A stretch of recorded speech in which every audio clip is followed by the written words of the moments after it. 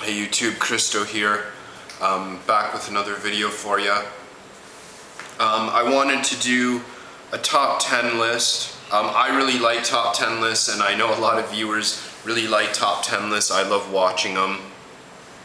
And I know in the next couple months, probably in the next couple weeks really, people are going to start turning out a lot of top 10 fall scents, or maybe top 10 fall and winter scents. Where I live, I don't have fall and winter, so I can't really do an effective list for those scents. So I thought I would do something that's a little more specialized to me. I'm an avid collector. I have a lot of bottles. I've got nearly 150, I believe. And when I say bottles, I mean full size, 75 ml and up. That's not including decants, it's not including testers or samples. That's like full-size bottles. And I love collecting rare and hard to find and discontinued scents. It totally makes my day when I find something for a good price that's really hard to find, or been discontinued for years and years. And everything in my collection, all of my top 10, there's nothing in here that I paid more than $60 for. These are all, really good prices I got for them. I shopped around, I looked, I did my research. I didn't go on eBay and just drop 120 bucks for something. I, did my research. I found these on my own.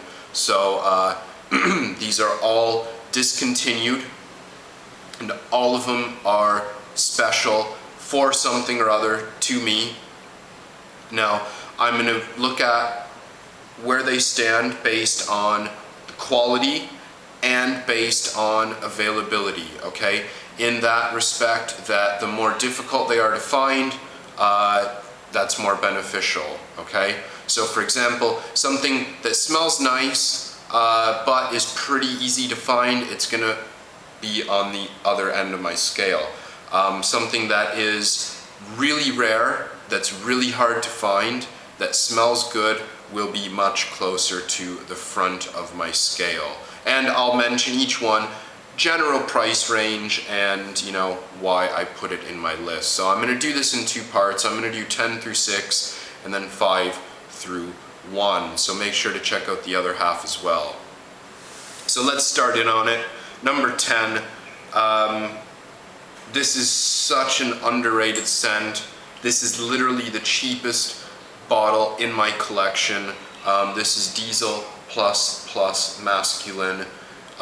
It reminds me a lot of Dunhill Desire Blue. It reminds me a little bit of Versace Pour Homme. I can even see, like a small relationship between this and Allure Homme Sport. And it's got this really strange milky note in it that is just really good. I just can't believe, like, for 11 bucks, this is an absolute no-brainer. It is so easy to wear. There's nothing too offensive about it. The milk might be a little off-putting, but it's really nice for how much it is. That's why I'm putting it in under 10, because it is so easy to find and it is still really, really cheap. I bought mine in Walmart, $11, and there were probably about 150 of them on the shelf. I had never smelled it, so I just grabbed one and I took it out in the car, sprayed it on my hand, and went, wow, that's really, really good for $11. So yeah, definitely makes my discontinued gems list. Only put in number 10 because it is still pretty cheap and pretty easy to find. So let's move on. Number 9. This is Versace The Dreamer. I love this stuff, and it's really good, but I'm putting this in 9th position because it is still pretty easy to find. It's still fairly cheap, not as cheap as the Diesel, but also I'm putting it in 9th because I don't find it very easy to wear where I live. I live in really hot, humid weather, and this isn't really that good for where I live. I do love it, and I wish I could wear it more, but I just can't. That teamed with the fact you can still get like 100 ml bottles of this for like $60 and under very, very easily. is the reason I'm putting it in number 9. Number 8, this is actually a fairly new acquisition for me. I was absolutely over the moon when I got this. I could not believe it. I had never even seen it for sale, and I stumbled on a website. I picked this up for $20 US for 100 mil. This is Fendi Life Essence. The scent itself, it's okay. It's got a lot of sandalwood. It's got a bit of cedar, a bit of cypress. It's good. It's a bit dated. It totally does smell like the 90s, like the early 90s. Not bad. I don't wear it much, but I do appreciate it. The reason this made it in the 8th position is because it has been discontinued for a long time, and there's a lot of people who really like this. This goes for 100 to 150 plus online for a full 100 ml bottle. So that's the reason I'm putting this in 8th position, because it is pretty rare and it does fetch really, really high prices online. In terms of scent though, it's just okay. Number 7. This is one that's a funny one for me. I love the scent, but I just never wear it. It's just not quite my taste anymore. Paco Rabanne Ultrared for men. This is very gourmand, very, very sweet, pretty strong. Some would say feminine. I would say more unisex.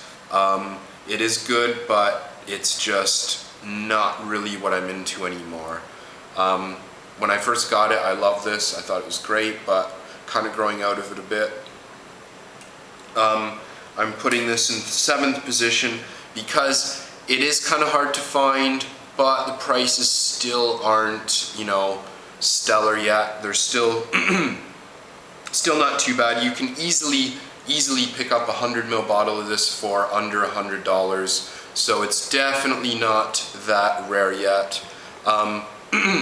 In a couple years, when this is, you know, been all grabbed up off the internet, I think this will start to go for crazy prices, but for right now, it's still not that hard to find. So that's number 7, Ultra Redman by Paco Rabanne.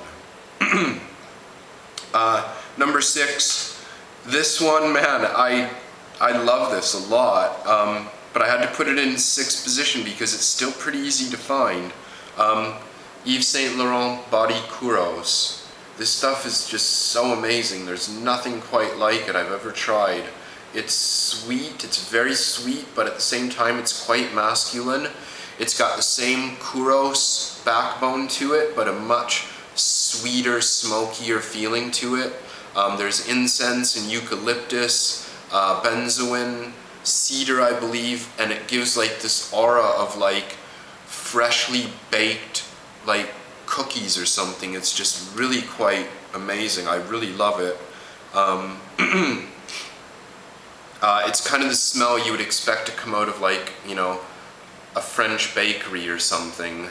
It's really quite amazing. I really like this, but you can still get it for quite cheap. You can still get bottles of this for like $60 and less pretty easily. It's not really that rare yet. So there you go. There's my part 1, number 10 through number 6, Discontinued Gems. I'm going to cut and I'm going to come right back with number 5 through 1. So make sure to check out part 2 as well. Thanks a lot, guys, for watching, and I'll see you again soon.